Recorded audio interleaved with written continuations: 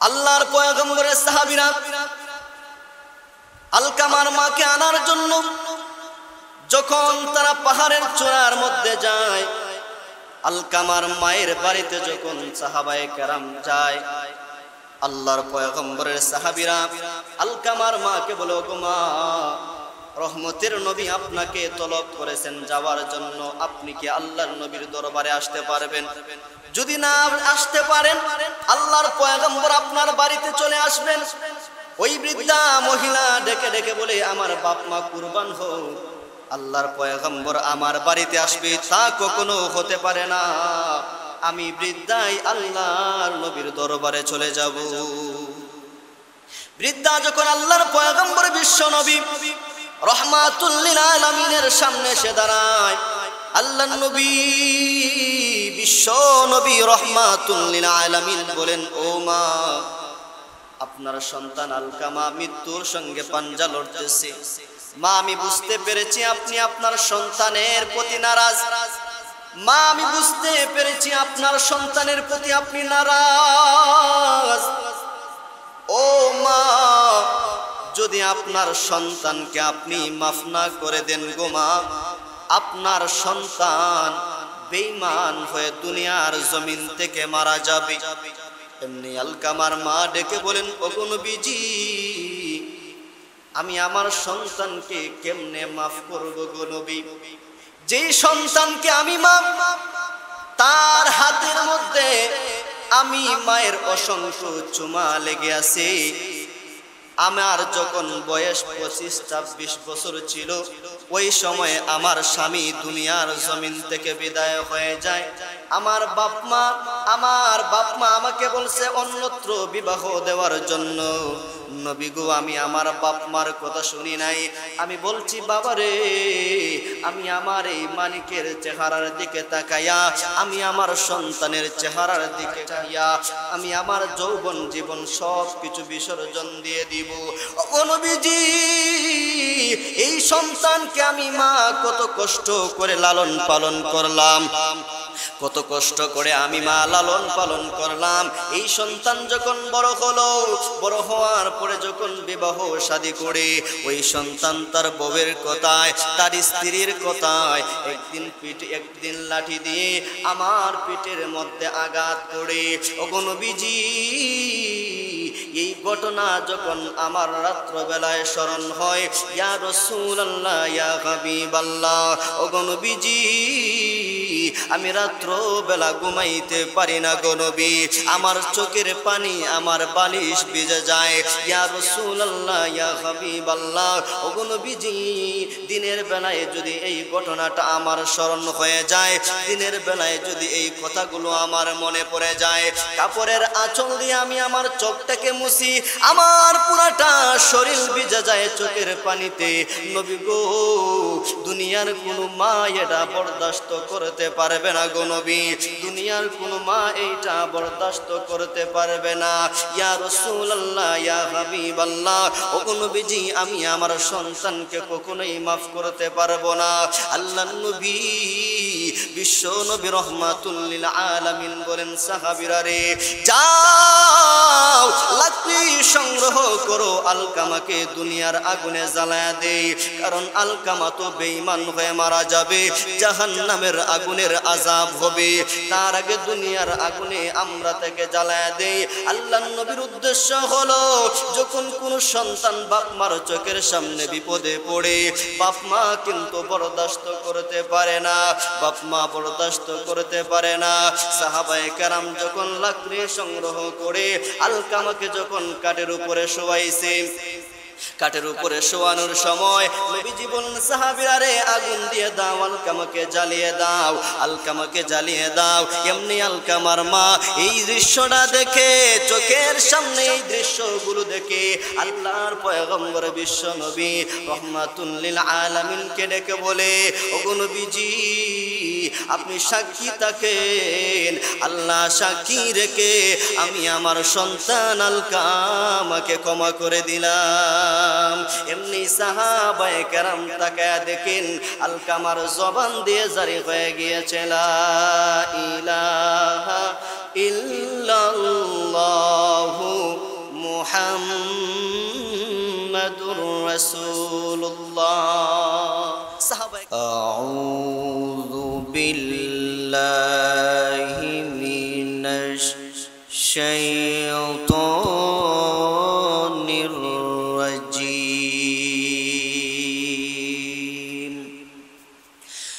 বিসমিল্লাহির রাহমানির রাহিম।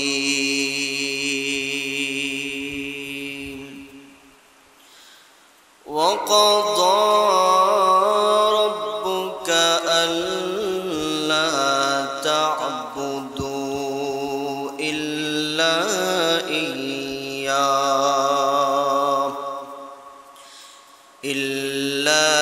إياه وبالوالدين إحسانا إما يبلغن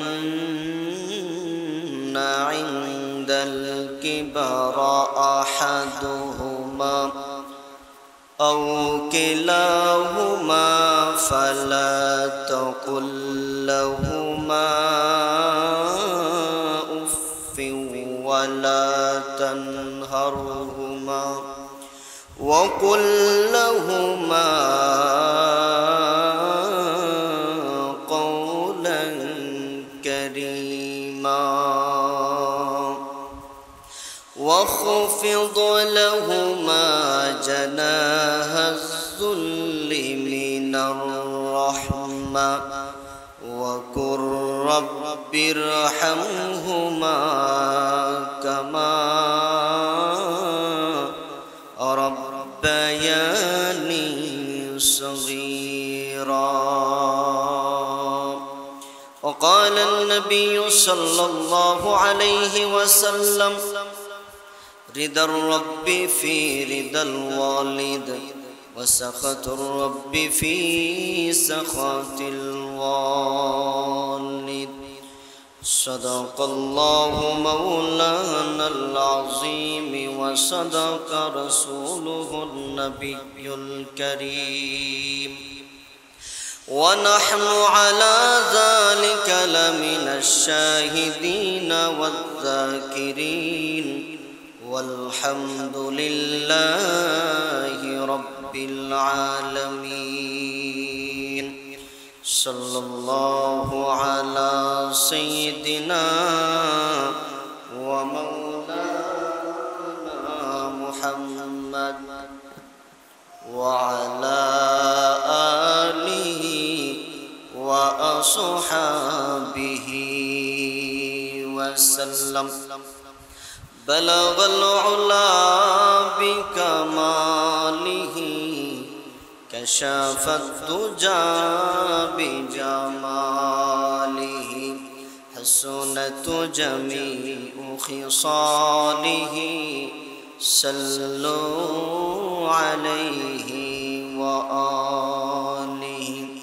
لا إله إلا الله لا إله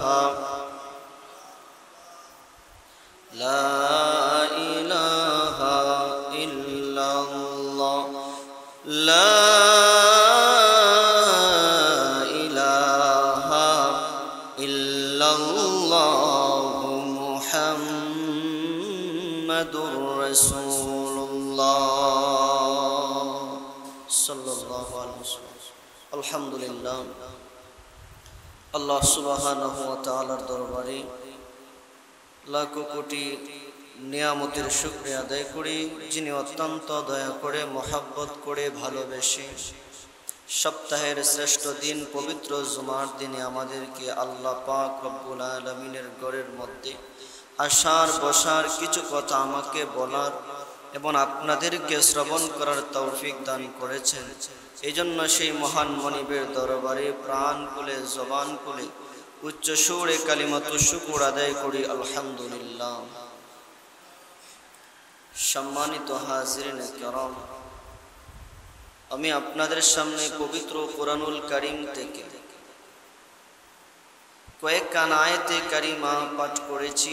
বিশ্বনবী, শেষ নবী, দু জাহানের বাদশাহ, সাইয়্যিদুল মুরসালিন, খাতামুন নবিয়্যিন জনাবে মুহাম্মদুর রাসূলুল্লাহ সাল্লাল্লাহু আলাইহি ওয়াসাল্লামের অসংখ্য অগণিত হাদিসের ভান্ডার থেকে ছোট্ট একখানা হাদিস আপনাদের সামনে পাঠ করেছি। আল্লাহ সুবহানাহু ওয়া তাআলা যদি আমাকে তৌফিক দান করেন, তাহলে আয়াত এবং হাদিসকে সামনে রেখে কিছু কথা আপনাদের সামনে বলবো। ওয়ামা তৌফিক ইল্লা বিল্লাহ।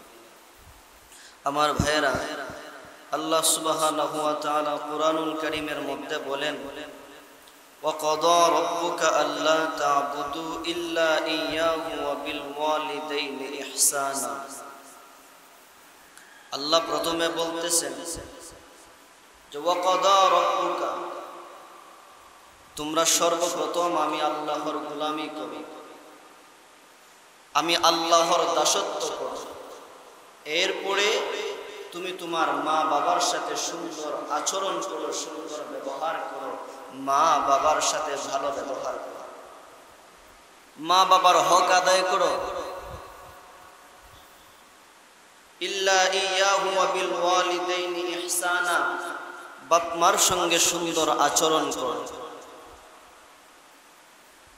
বাপ মার সাথে যারা সুন্দর আচরণ করবে, আল্লাহ তাআলা তাদেরকে দুনিয়াতে 5টা পুরস্কার দান করবে। আর যারা বাপ মাকে কষ্ট দিবে, যারা বাপ মার অবাধ্য সন্তান হবে, বাপ মাকে গালিগালাজ করবে, আল্লাহ তাআলা, আল্লাহর নবী সাল্লাল্লাহু আলাইহি ওয়াসাল্লাম হাদিসের মধ্যে উল্লেখ করেছেন, কিয়ামতের কঠিন ময়দানে ওই সমস্ত লোকদের উপরে আল্লাহ তাআলা রহমতের নজর করে তাকাবেন,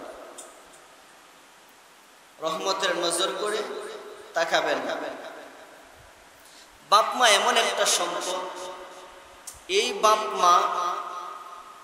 বাপ মার সেবা যদি কেউ করে, সে আল্লাহর তৈরি জান্নাতে যেতে পারবে। আল্লাহর নবী বলেন যে তার বাপ মাকে পাইল আর পাইয়া সে জান্নাতে যেতে পারলো না, তার চেয়ে হতভাগা আর কেউ নেই। রাসূলুল্লাহ সাল্লাল্লাহু আলাইহি ওয়াসাল্লাম হাদিসের মধ্যে বলেন, قال النبي صلى الله عليه وسلم من أصبح مطيعا لله في والديه أصبح له بابان مفتوحان من الجنة إن كان واحدا فواحدا ومن أصبح عاصيا لله في والديه أصبح له بابان مفتوحان من النار إن كان واحدا فواحدا قال رجل وإن ظلماه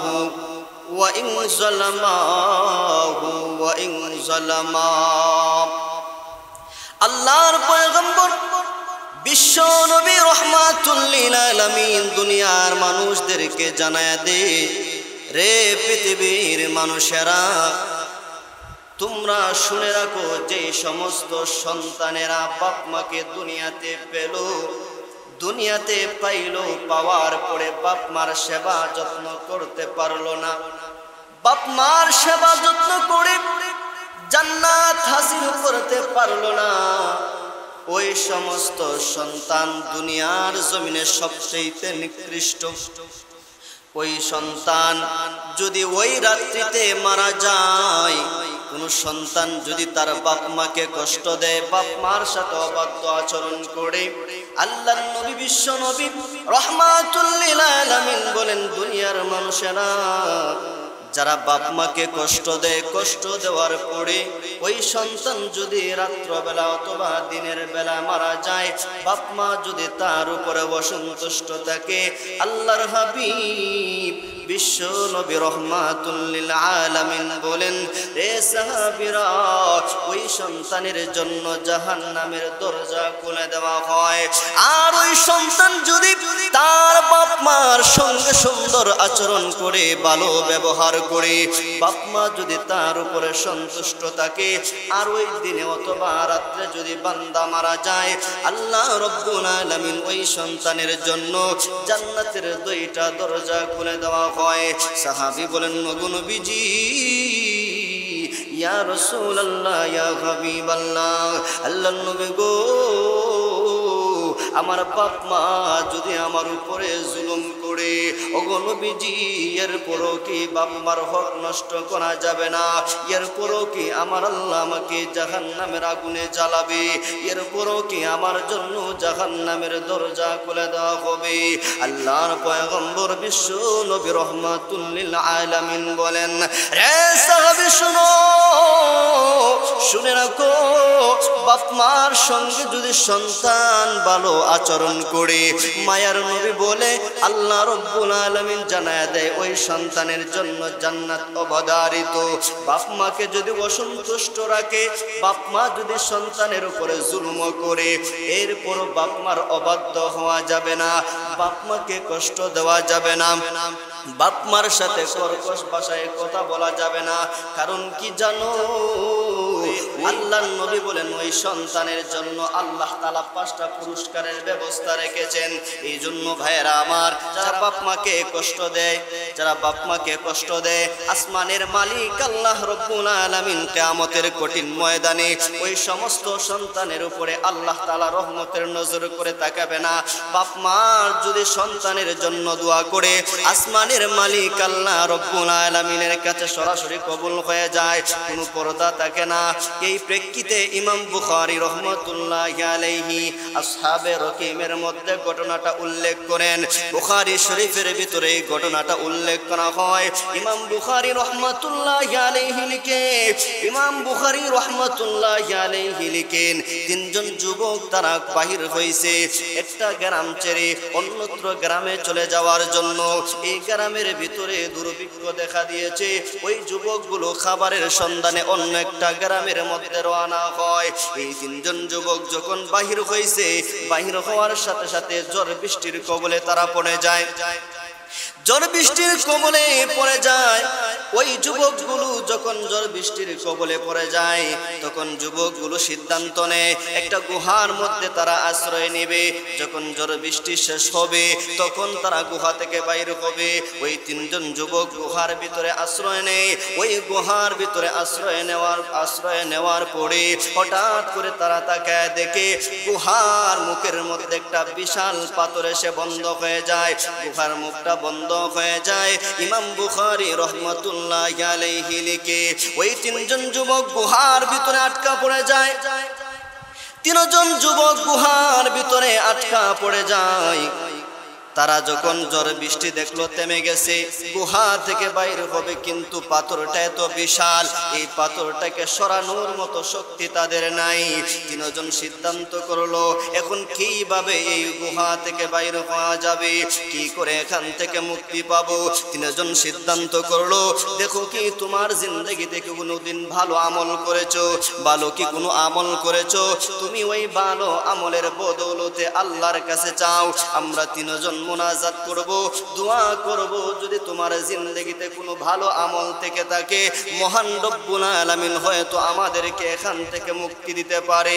একজন যুবক হাত তুলে আল্লাহর কাছে দোয়া করা আরম্ভ করে দিল, প্রভু হে, আমার জিন্দেগির ভিতরে আমার মনে হয় না আমি কোনোদিন ভালো আমল করেছি, ভালো কোনো কাজ করেছি, কিন্তু আল্লাহ গো, একদিনের ঘটনা হলো, আমি ছিলাম একজন জমিদার, আমার বাড়িতে অনেক চাকর বাকর কাজ করতো। একদিন এক চাকর টাকা না নিয়ে সে চলে যায়, টাকা না নিয়ে চলে যায়। কিছুদিন পরে ওই চাকর আবার আমার কাছে ফিরে আসে। আসার পরে আমাকে বলছে, হে আমার মালিক, আপনার কাছে কিছু টাকা আমি পাওনা পাইতাম, আপনার বাড়িতে কাজকর্ম করেছিলাম, ওই টাকাগুলো কি এখন আপনি আমাকে দিতে পারবেন? এবার জমিদার বলে, বাবারে, এই টাকা না দিয়ে যদি তোমাকে 1 বকরির পাল দিয়ে দেই, বকরির পাল দিয়ে দেই, তোমার কেমন লাগবে? এবার ওই যুবক ডাক দেয়া বলে, হে জমিদার, আমার বকরির পাল কোথা থেকে আসবে? আমি তো মাত্র 2 দিরহাম টাকা আপনার কাছে পাইতাম, বকরির মালিক তো আমি না, আপনি কি আমার সঙ্গে মস্কারি করেন?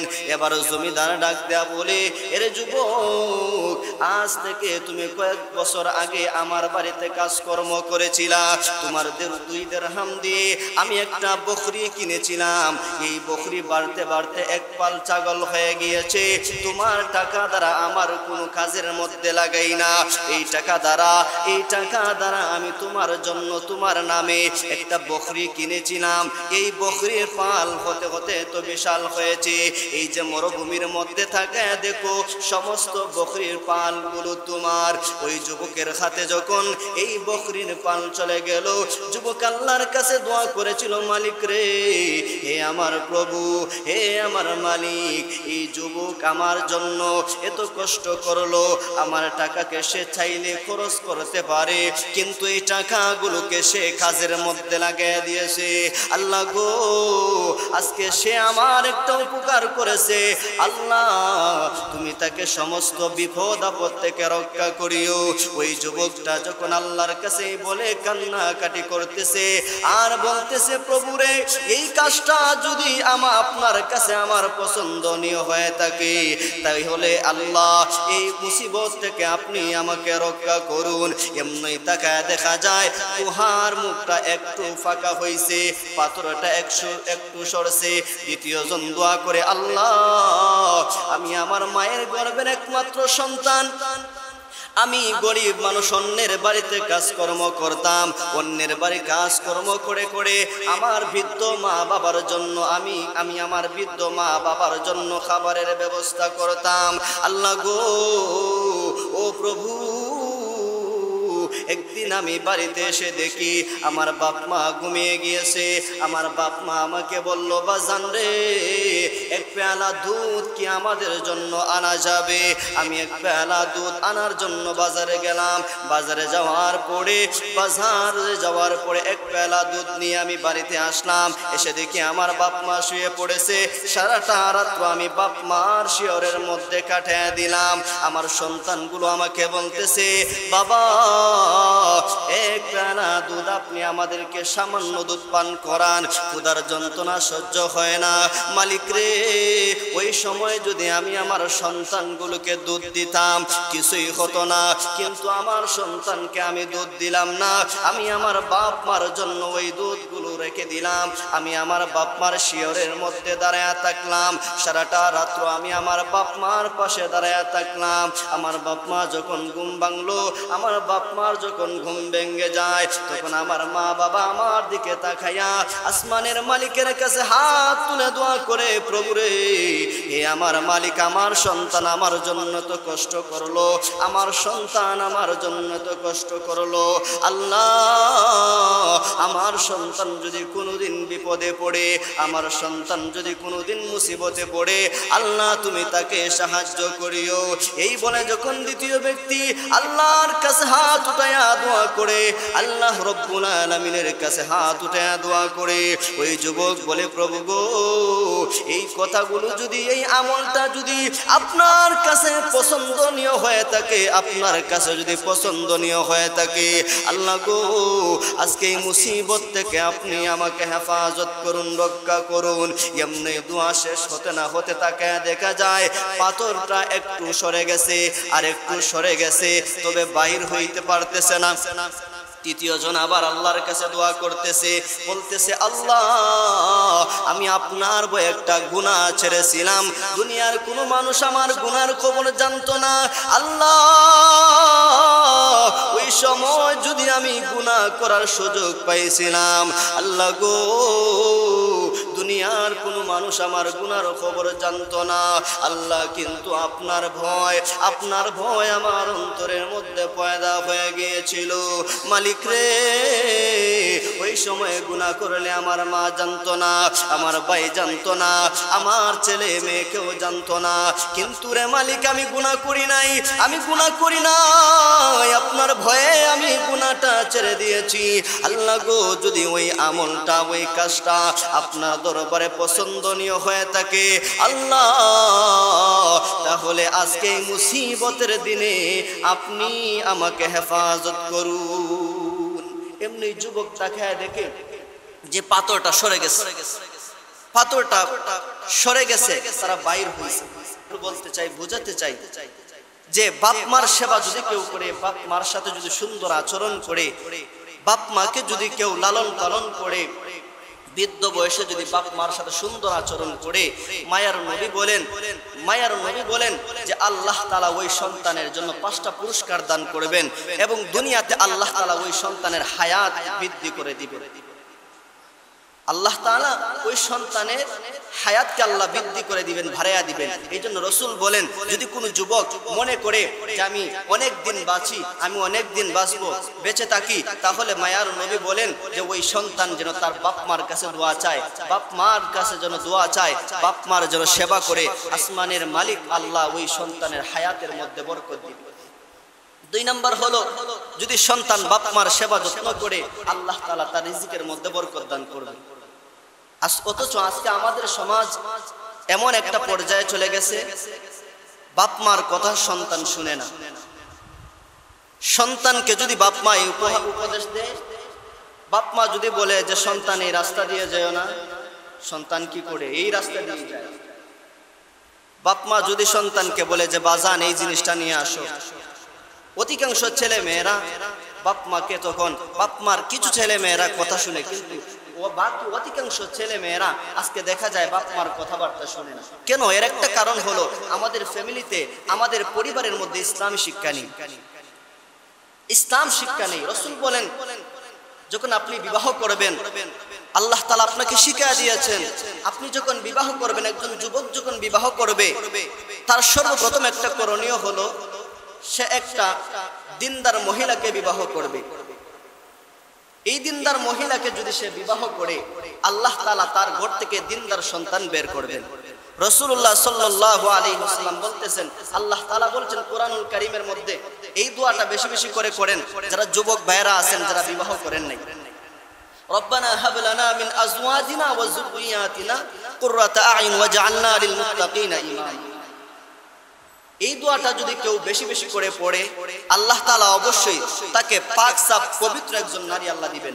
আর পাক সাফ পবিত্র নারীকে যদি সে বিবাহ করে, আল্লাহ তাআলা তার গর্ভ থেকেই পবিত্র একটা সন্তান দান করবেন। এই জন্য আমাদের উচিত হলো, আমরা যারা যুবক আছি, যারা যুবক ভাইরা আছে, তাদের জন্য করণীয় হলো তারা আল্লাহর কাছে একজন দিনদার বিবির জন্য দোয়া করবে, দিনদার স্ত্রীর জন্য দোয়া করবে।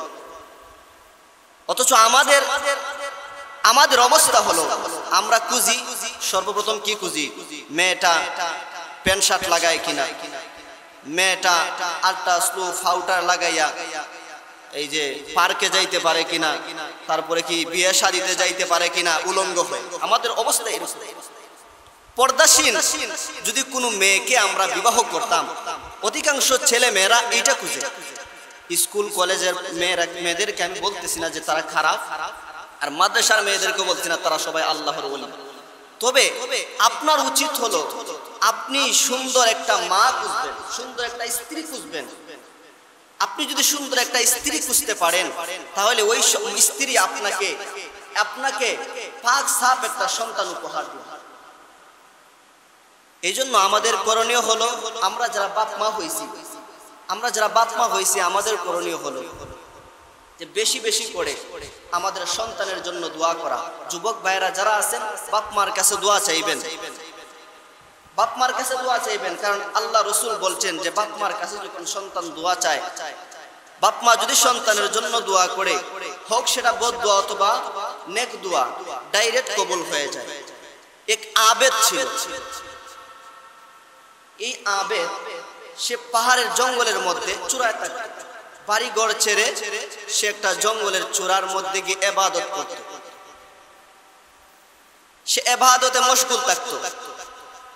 তিনি একদিন নামাজ পড়তেছেন, তো ওনার একজন বৃদ্ধ মা এসে বলতেছেন, বাবা, ডাক দিছেন, কিন্তু উনি জবাব দেয় নাই নামাজে। যার নাম হলো জুরাইজ, অনেকে এই ঘটনাটা জানেন। জুরাইজ নামাজ পড়তেছিলেন, মা এসে ডাক দিয়েছেন, বাবা। জুরাইজ নামাজ পড়তেছেন, মায়ের ডাক শুনেন নাই, মা চলে গেছেন। দ্বিতীয় দিন আবার আসছেন, তৃতীয় দিন আবার এসে দেখেন একই ডাক দিয়েছেন, কিন্তু সন্তান জবাব দেয় না। জুরাইজ তখন নামাজের মধ্যে ছিলেন।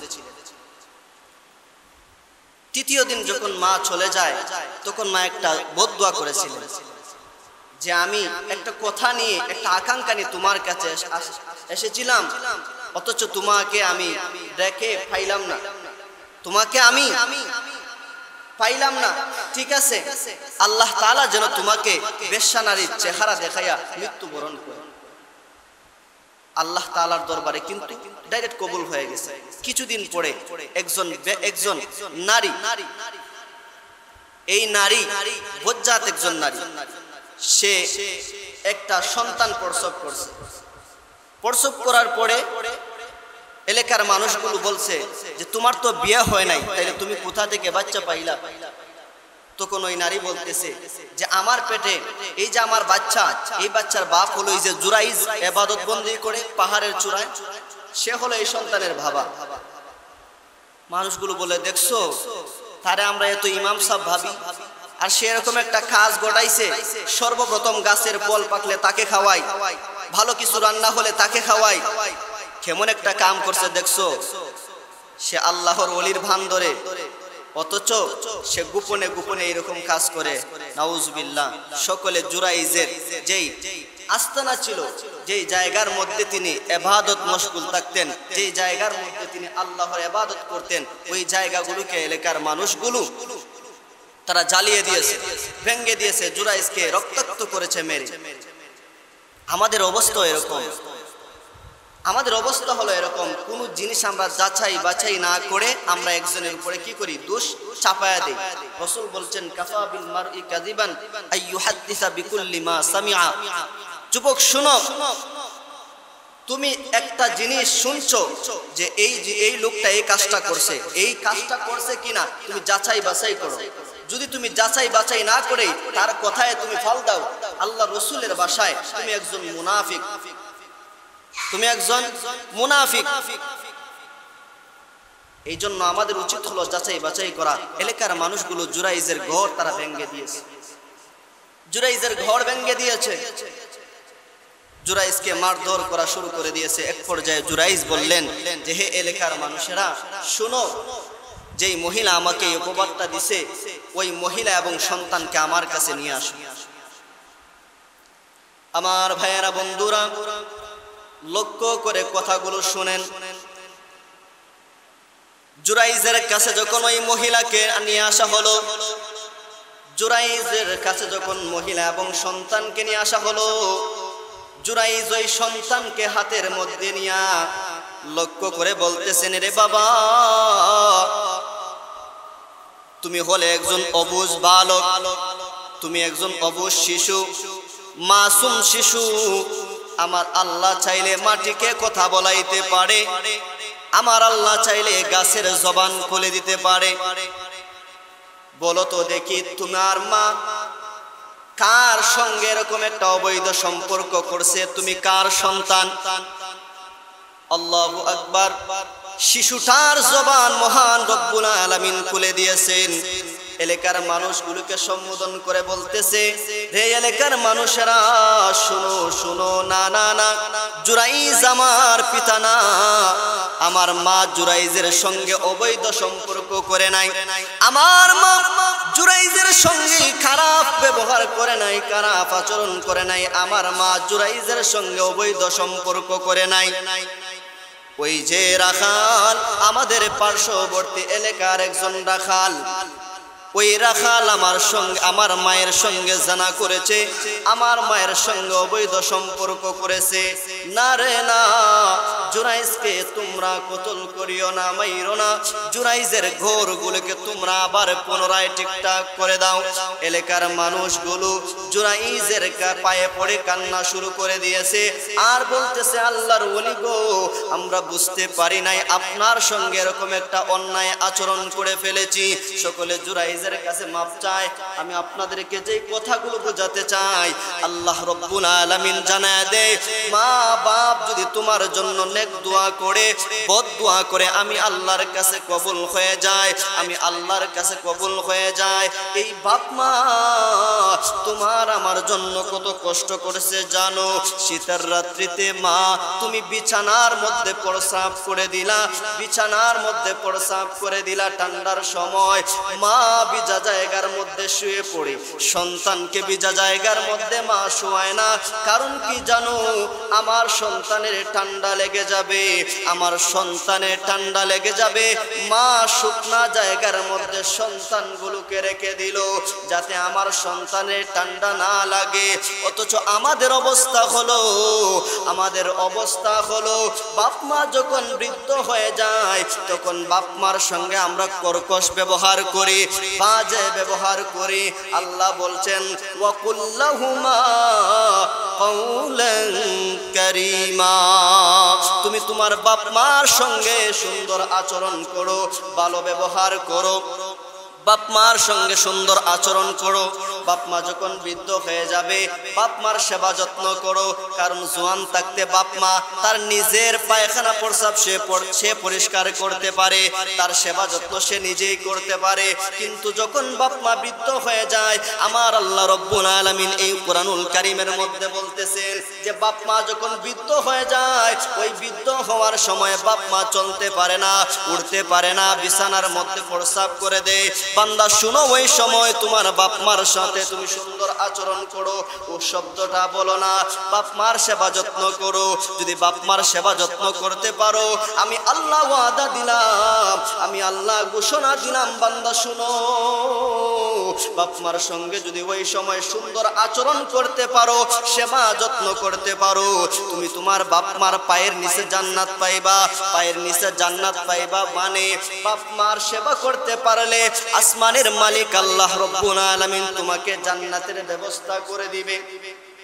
এই জন্য আমাদের উচিত হলো আমাদের বাপ মার সেবা যত্ন করা। কিতা করা? সেবা যত্ন করা। আচ্ছা, যারা আপনারা বুড়া মানুষ আছেন, এরা কিতা আবার আপনারা বিয়া শাদী করতেন?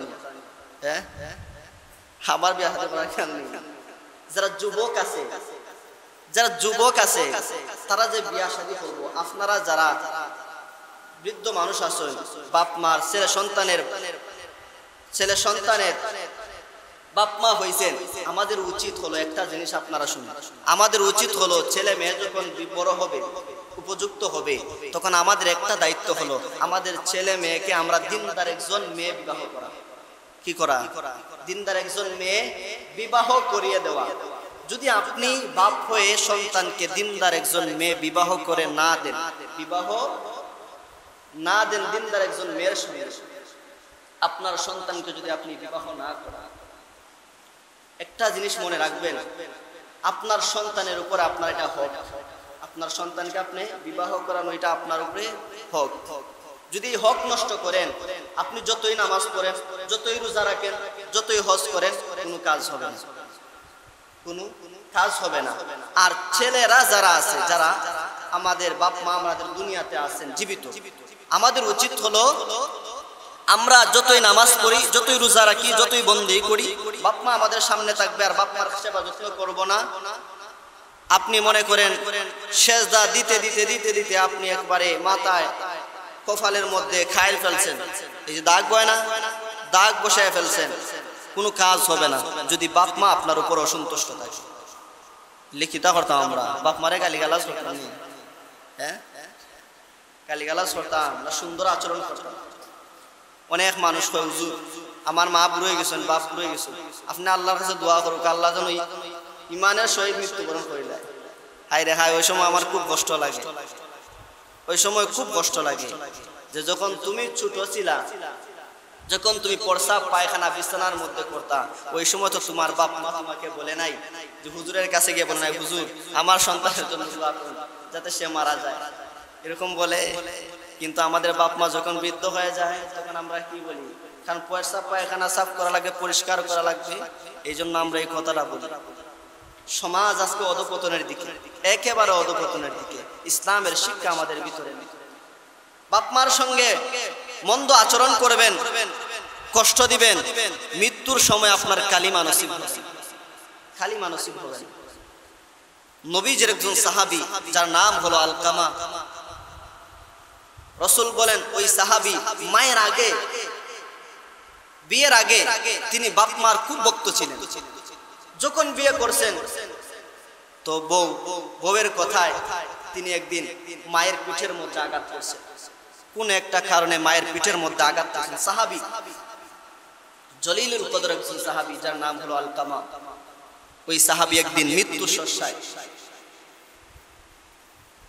তার স্ত্রী তাকে কালিমা তালকিন দিতেছেন, কিন্তু ওনার জবান দিয়ে কালিমা বাইর হয় না। কিন্তু আর সহ্য হয়ে গেলেন, আহারে আমার স্বামী দুনিয়া থেকে বিদায় হয়ে যাবে, কিন্তু এই মুহূর্তে তার জবান দিয়ে কালিমা বাইর হইতেছে না, সে তো বেঈমান হয়ে মারা যাবে। এই সংবাদটা তিনি নবীজির সাহাবী হযরতে নবীজির সাহাবীদেরকে জানালেন। সাহাবায়ে কেরাম তার বাড়িতে আসলেন, এসে তাকে কালিমা তালকিন দিলেন, কিন্তু তার জবান বন্ধ হয়ে গেছে, কালিমা পড়তে পারতেছে না। শেষ পর্যন্ত আল্লাহর পয়গম্বরকে ঘটনা জানানো হলো। তখন আল্লাহর নবী সাল্লাল্লাহু আলাইহি ওয়াসাল্লাম বললেন যে তার কি দুনিয়াতে বাপ মা আছে? তো তার স্ত্রী বলল যে একজন বৃদ্ধ মা আছে কিন্তু বাপ নাই। কোথায় থাকে? ওই যে পাহাড়ের চূড়ায় একটা ঘরের মধ্যে, ওই ঘরের মধ্যে তিনি থাকে। সাহাবীদেরকে পাঠাইলেন, নবীজি বললেন যাও তাড়াতাড়ি তার মাকে আমার কাছে নিয়ে আসো। আল্লাহর পয়গম্বরের সাহাবীরা আলকামার মাকে আনার জন্য যখন তারা পাহাড়ের চূড়ার মধ্যে যায়, আলকামার মায়ের বাড়িতে যখন সাহাবায়ে কেরাম যায়, আল্লাহর পয়গম্বরের সাহাবীরা আলকামার মাকে বলে, ওগো মা, রহমতের নবী আপনাকে তলব করেছেন যাওয়ার জন্য, আপনি কি আল্লাহর নবীর দরবারে আসতে পারবেন? যদি না আসতে পারেন আল্লাহর পয়গম্বর আপনার বাড়িতে চলে আসবেন। ওই বৃদ্ধা মহিলা ডেকে ডেকে বলে, আমার বাপ মা কুরবান হোক, আল্লাহর পয়গম্বর আমার বাড়িতে আসবে তা কখনো হতে পারে না। আমি বৃদ্ধাই আল্লাহর নবীর দরবারে চলে যাব। বৃদ্ধা যখন আল্লাহর পয়গম্বর বিশ্ব নবী রহমাতুল লিল আলামিনের সামনে এসে দাঁড়ায়, আল্লাহর নবী বিশ্ব নবী রহমাতুল লিল আলামিন বলেন, ও মা, আপনার সন্তান আলকামা মৃত্যুর সঙ্গে পাঞ্জা লড়তেছে। মা, আমি বুঝতে পেরেছি আপনি আপনার সন্তানের প্রতি নারাজ। মা, আমি বুঝতে পেরেছি আপনার সন্তানের প্রতি আপনি নারাজ। ও মা, যদি আপনার সন্তানকে আপনি মাফ না করে দেন গো মা, আপনার সন্তান বেঈমান হয়ে দুনিয়ার জমিন থেকে মারা যাবে। এমনি আলকামার মা ডেকে বলেন, ওগো নবীজি, আমি আমার সন্তানকে কেমনে মাফ করব গো নবী? যেই সন্তানকে আমি মা, তার হাতের মধ্যে আমি মায়ের অসংখ্য চুমা লেগে আছে। আমার যখন বয়স 25-26 বছর ছিল, ওই সময় আমার স্বামী দুনিয়ার জমিন থেকে বিদায় হয়ে যায়। আমার বাপ মা আমাকে বলছে অন্যত্র বিবাহ দেওয়ার জন্য। নবী গো, আমি আমার বাপ মার কথা শুনি নাই। আমি বলছি, বাবা রে, আমি আমার এই মানিকের চেহারার দিকে তাকাইয়া, আমি আমার সন্তানের চেহারার দিকে চাইয়া আমি আমার যৌবন জীবন সব কিছু বিসর্জন দিয়ে দিব। ও নবীজি, এই সন্তানকে আমি মা কত কষ্ট করে লালন পালন করলাম, কত কষ্ট করে আমি মা লালন পালন করলাম। এই সন্তান যখন বড় হলো, বড় হওয়ার পরে যখন বিবাহ শাদী করে, ওই সন্তান তার বউয়ের কথায়, তার স্ত্রীর কথায় একদিন লাঠি দিয়ে আমার পিঠের মধ্যে আঘাত করে। ওগো নবীজি, এই ঘটনা যখন আমার রাত্রবেলায় স্মরণ হয়, ইয়া রাসূলুল্লাহ, ইয়া হাবিবাল্লাহ, ওগো নবীজি, আমি রাত্র বেলা ঘুমাইতে পারি না গো নবী। আমার চোখের পানি আমার বালিশ ভিজে যায়। ইয়া রাসূলুল্লাহ, ইয়া হাবিবাল্লাহ, ওগো নবীজি, দিনের বেলায় যদি এই ঘটনাটা আমার স্মরণ হয়ে যায়, দিনের বেলায় যদি এই কথাগুলো আমার মনে পড়ে যায়, কাপড়ের আঁচল দিয়ে আমি আমার চোখটাকে মুছি, আমার পুরাটা শরীর ভিজে যায় চোখের পানিতে। নবী গো, দুনিয়ার কোনো মা এটা বরদাস্ত করতে পারে পারবে না গো নবী, দুনিয়ার কোনো মা এইটা বরদাস্ত করতে পারবে না। ইয়া রাসূলুল্লাহ, ইয়া হাবিবাল্লাহ, ও নবীজি আমি আমার সন্তানকে কখনোই মাফ করতে পারবো না। আল্লাহর নবী বিশ্ব নবী রহমাতুল লিল আলামিন বলেন, সাহাবীরা রে যাও লাকড়ি সংগ্রহ করো, আলকামাকে দুনিয়ার আগুনে জ্বালায়া দে, কারণ আলকামা তো বেঈমান হয়ে মারা যাবে, জাহান্নামের আগুনের আযাব হবে, তার আগে দুনিয়ার আগুনে আমরা তাকে জ্বালায়া দেই। আল্লাহর নবীর উদ্দেশ্য হলো যখন কোন সন্তান বাপ মার চোখের সামনে বিপদে পড়ে, বাপ মা কিন্তু বরদাস্ত করতে পারে না, বাপ মা বরদাস্ত করতে পারে না। সাহাবায়ে কেরাম যখন লাকড়ি সংগ্রহ করে আলকামাকে যখন কাঠের উপরে শোয়াইছে, কাঠের উপরে শোয়ানোর সময় নবীজি বলেন, সাহাবীরা রে আগুন দিয়ে দাও, আলকামাকে জ্বালিয়ে দাও, আলকামাকে জ্বালিয়ে দাও। এমনি আলকামার মা এই দৃশ্যটা দেখে, চোখের সামনে এই দৃশ্যগুলো দেখে আল্লাহর পয়গম্বর বিশ্ব নবী রহমাতুল লিল আলামিনকে ডেকে বলে, ওগো নবীজি আপনি সাক্ষী থাকেন, আল্লাহ সাক্ষী রেখে আমি আমার সন্তান আলকামাকে ক্ষমা করে দিলাম। এমনি সাহাবায়ে কেরাম তাকায়া দেখেন আলকামার জবান দিয়ে জারি হয়ে গিয়েছে, লা ইলাহা ইল্লাল্লাহু মুহাম্মাদুর রাসূলুল্লাহ। সাহাবায়ে কেরাম তাকায়া দেখেন আলকামার জবান দিয়ে কালিমা বাইর হইতেছে। নবীজির একজন সাহাবী, নবীজির একজন সাহাবী, এরপরেও তার জবান আল্লাহ বন্ধ করে দিয়েছে। আসহাবিকান নুজুম, রাসূলুল্লাহ সাল্লাল্লাহু আলাইহি সাল্লাম বলেন, আমার সাহাবায়ে কেরাম আকাশের নক্ষত্ররাজির সমান। আমার সাহাবীদেরকে যদি কেউ কষ্ট দেয়, আমার সাহাবীদেরকে যদি কেউ কষ্ট দেয়, সে যেন আমি রাসূলকে কষ্ট দিল, আর আমি রাসূলকে যদি কেউ কষ্ট দেয়, সে যেন আসমানের মালিক আল্লাহকে কষ্ট দিল। কাকে কষ্ট দিল? আসমানের মালিক আল্লাহকে কষ্ট দিল। এই জন্য আমরা যারা বাপ মা হয়েছি আমাদেরও কিছু কর্তব্য আছে, আর ছেলে মেয়েরা যারা আমরা পাইছি আমাদের কর্তব্য হলো আমাদের বাপ মার সাথে সুন্দর আচরণ করা, ভালো ব্যবহার করা। আল্লাহ তাআলা আমাদের সবাইকে আমল করার তৌফিক দান করুন, বাপ মার খেদমত করার তৌফিক দান করুন। ওয়া আখিরু দাওয়ানা আলহামদুলিল্লাহি রাব্বিল আলামিন।